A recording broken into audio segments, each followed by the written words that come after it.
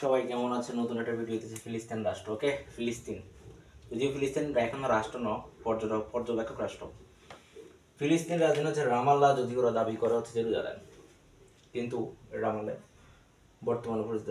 ফিলিস্তিনের মুক্তি আন্দোলনের অধিকারটা আছে ফিএল। এই ফিএল গুরুত্বপূর্ণ, ম্যাক্সিমাম পরীক্ষায় আসে।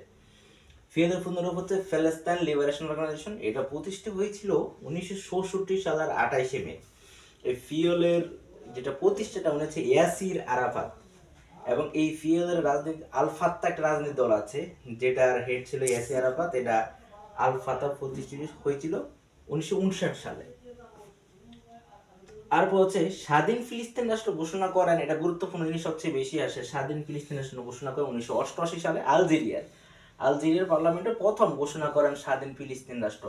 এবং আলজেরিয়া যেটা প্রথম রাষ্ট্র যিনি হচ্ছে ফিলিস্তিনকে স্বাধীন দেশ হিসেবে স্বীকৃতি দেয়।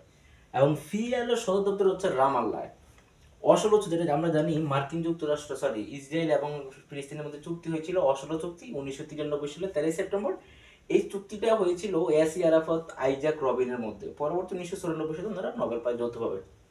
থ্যাংক ইউ আমার পেজে দেখার জন্য। ভালো থাকুন। আসসালামু আলাইকুম।